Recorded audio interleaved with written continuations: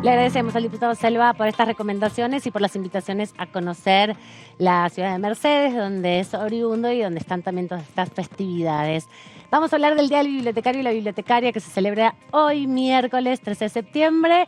Carolina López Scobra, ¿lo dije bien? Scobra, sí. Así es. Sos de la Asociación de Graduados y Graduadas de Bibliotecarios y Bibliotecarias de la República Argentina. Exactamente. Ápera, sí. Estuvieron hoy realizando una actividad, pero no es la primera vez que hacen actividades para rememorar este 13 de septiembre. Siempre celebramos el 13 de septiembre desde siempre. En desde distintos... 1830 más o menos. De 1942 fue cuando se instituyó. Y siempre tratamos de celebrarlo. Hay años que se ha hecho en la sede y hace un par de años que lo venimos haciendo acá en la Biblioteca del Congreso. También se celebra en la Biblioteca Nacional y bueno, cada una de sus bibliotecas también lo celebra. Argentina tiene una red importante de bibliotecas populares sobre todo, de bibliotecas impulsadas por mutuales, por asociaciones vecinales. ¿Cómo definirías el rol de un bibliotecario y una bibliotecaria para la comunidad? Mira, hay mucho mito alrededor de las bibliotecas, de los bibliotecarios y todo lo demás, ¿no? Entonces es muy importante entender realmente qué es lo que hace, En realidad el bibliotecario es un gestor de información. Esto quiere decir que está en el medio entre quien necesita una información y quien la tiene. Ejemplo, recién el señor que se acaba de ir, Raúl, seguramente necesita un tipo de información que es diferente al que necesitas vos, sí, o al que necesita un Carlos Selva. Un diputado nacional. Un diputado nacional. Entonces, depende del tipo de biblioteca, el tipo de material que tiene.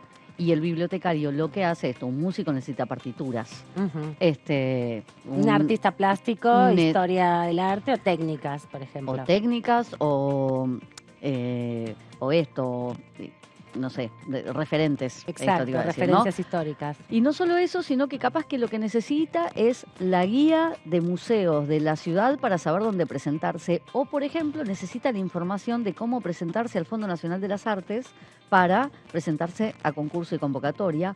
O saber, por ejemplo, todas las líneas de subvenciones que hay para el arte a nivel nacional e internacional. ¿Y toda esa información tienen los bibliotecarios o saben dónde encontrarla? Claro, no la sabemos. Lo que sí sabemos es cómo encontrarla. O sea, nosotros estudiamos para saber ese tipo de cosas. Wow. Y aparte, como va variando, porque la información, obviamente, de 10 años a esta parte, te imaginarás que cambió en sus formatos y en su forma, qué sé yo. Por eso, hoy Alejandro Santa de lo que hablaba era que el bibliotecario todo el tiempo está mutando. Entonces, ahora, inteligencia artificial, por decirte algo. Bueno, hay 250 aplicaciones, literalmente 250. No podés aprender 250. Pero sí la biblioteca es el centro de experimentación de eso, porque te va a ayudar en determinadas cosas. Entonces yo tengo que estar al día de eso. O sea que es como un centro también de promoción, divulgación, un espacio físico donde se nuclean personas curiosas y también mucha información disponible. Exactamente. Y si no se crea, en épocas de crisis, esto no es una frase mía, es una frase de Celia Molina, que es una bibliotecaria muy conocida, que dijo, en épocas de crisis la biblioteca es trinchera. Bien. Y me dio un ejemplo concreto. En la crisis del 2001, las bibliotecas populares, que ahora te voy a decir las diferencias de bibliotecas, como para ir separando un poco, ¿no? Se convirtieron en el Club del Trueque, porque era lo que necesitaba en ese momento la comunidad. Entonces la biblioteca se transforma si es necesario. Ahora vamos a seguir un segundito, te pido una pausita. Vamos a seguir con un poco de música honorable aquí en Todo Cultura.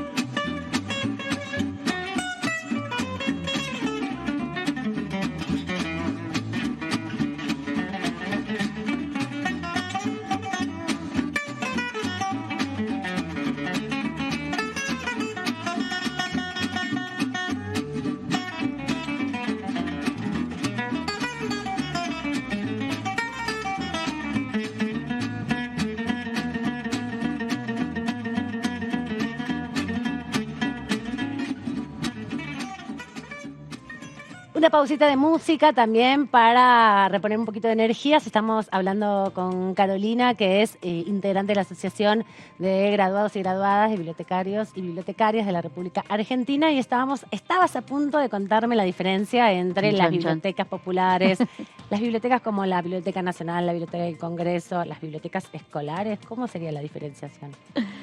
Se diferencian en sus tipos de usuario, sus tipos de colecciones.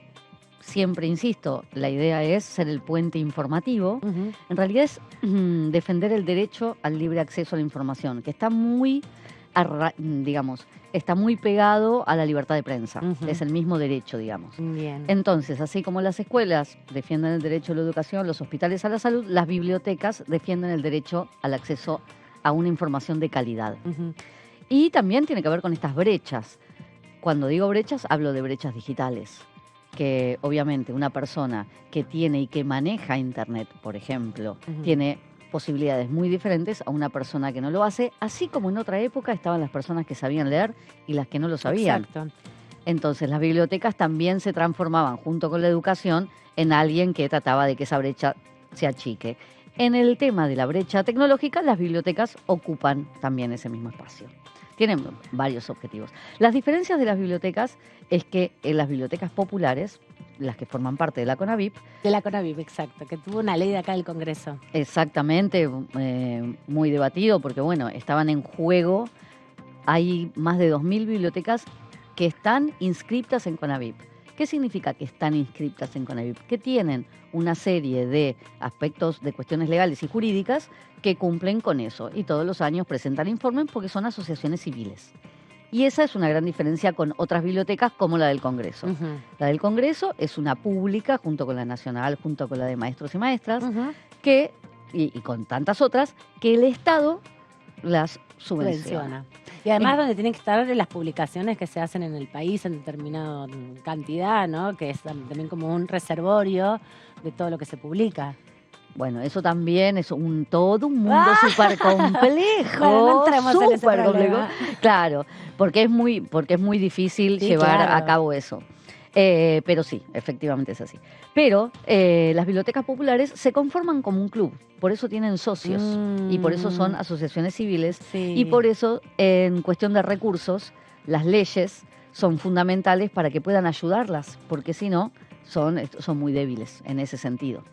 Esa es la diferencia. Y hay muchas esta que vos decías, las barriales, que no se llegan a tener esta legal, claro, a consolidar y a ser parte de la CONAVIP, pero no quiere decir que no existan. Entonces, si hay 3.000, entre 2.000 y 3.000 anotadas en CONAVIP, calcularle otras 1.000 y pico, fácil, que también está, pues siempre preguntan, bueno, pero ¿cuántos bibliotecarios hay? ¿Pero cuántas bibliotecas hay? Entonces uno empieza a hacer medio cuentas en el aire y te digo, bueno, hay 60.000 instituciones escolares de todos los niveles, universidades, más los ministerios, más todo lo que sea función pública, digamos, más las empresas, porque las empresas tienen sus propios archivos y bibliotecas. Bueno, empecé a sumar, son muchos. ¿Cómo te hiciste bibliotecaria? Por una apuesta. Sí, literalmente. Tengo una madre bibliotecaria, había empezado la carrera. Y yo, por supuesto, al segundo día que me tuve que levantar temprano, ya no quería saber nada. Y ella me dijo claramente a que no llegas a una tercera clase. Y como soy muy porfiada, y ella lo sabe, por eso me jugó con esa, justo tuve la suerte, yo estudié en Monte Grande, en un instituto terciario, en el conurbano bonaerense, tuve la suerte, no me preguntes por qué, planeta, que había una persona, Rosa, que era de la Biblioteca Nacional de Cuba, en el mismo lugar, sentada, frente a una persona de la Biblioteca del Congreso de Washington. Uy, qué interesante. Estamos hablando fines de los 90. O sea, dos mundos. Entonces, mientras uno decía, nosotros sacamos fotocopias así, la otra decía, nosotros el lápiz y damos vuelta a la hoja. O sea, terribles dos realidades distintas. Pero al final, lo que dijeron fue que los dos tenían el mismo objetivo, que era elevar el nivel cultural de la sociedad donde estaban. Y a mí ahí fue como... sí. No sé qué hubiese sido realmente de mi carrera si no me cruzaba con esas dos personas y llegaban a ese lugar. Hermosa historia, Carolina. Gracias por compartirla con nosotros y con nosotros acá en Tocultura. Gracias también por este trabajo inmenso que hacen desde la asociación, que permiten que todos nosotros accedamos a bibliotecas con esa capacidad de guiarnos en el conocimiento. Así que es un gran valor y pues, feliz día. Muchísimas gracias. Un placer. Carolina López Scondras estuvo con nosotras de la Asociación de Graduados y Graduadas de Bibliotecólogos y Bibliotecólogas de la República Argentina. Nos vamos a la pausa, volvemos inmediatamente que tenemos mucho más. Nos metemos con el tema Malvinas, que siempre es fundamental aquí en el Congreso.